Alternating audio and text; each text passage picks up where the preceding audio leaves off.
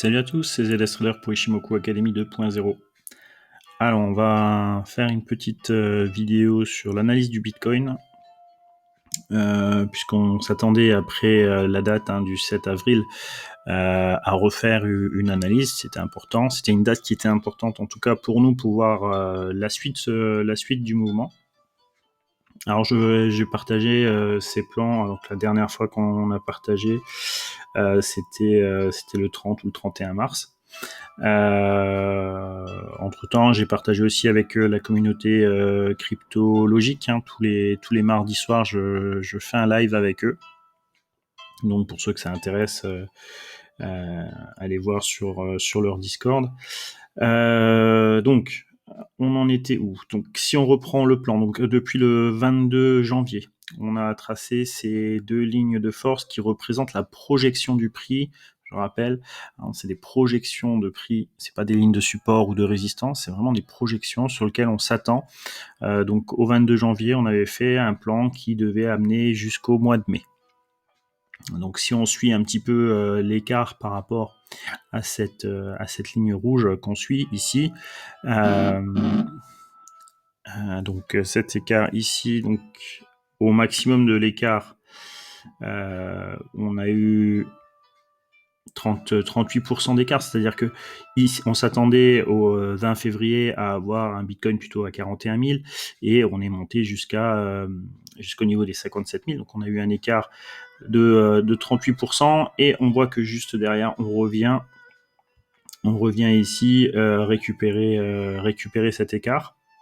On revient sur. C'est comme ça qu'il faut lire ces lignes de force.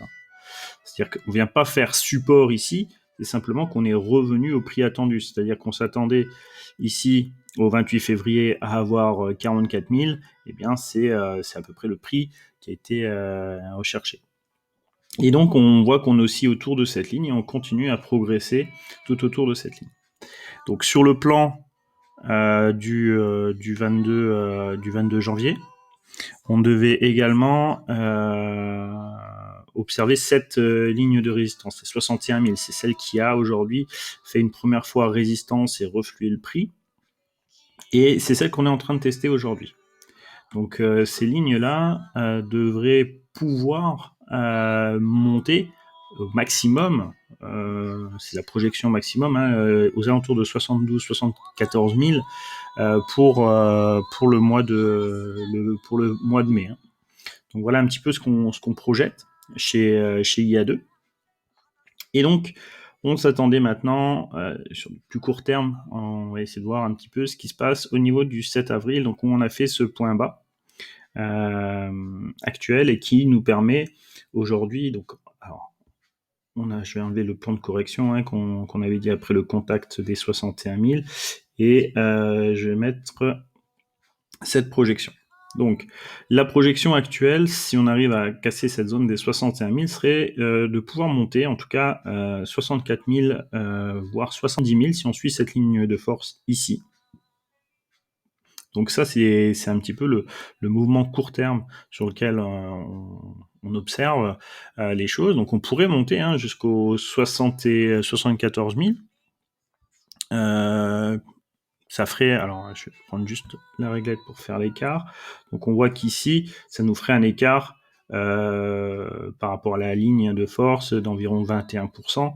Donc, puisque aujourd'hui, en fait, si on suit cette ligne de force rouge, d'accord, on voit que la bougie est quasiment sur cette ligne. Donc c'est le prix qu'on s'attendait pour le mois d'avril, le 10 avril.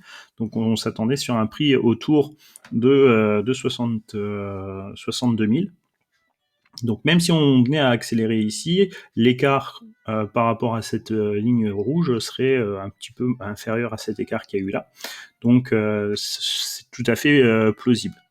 Maintenant au niveau des temps, ce qu'on observe en termes de temps, donc le 20 avril est une date vraiment importante. Entre 19-20 avril, c'est vraiment la zone où il faudra observer de nouveau le marché. C'est-à-dire que, en gros, si cette résistance des 61 000 casse et qu'on suit ces lignes de force, on s'attend à quand même une progression jusqu'au 19-20 avril.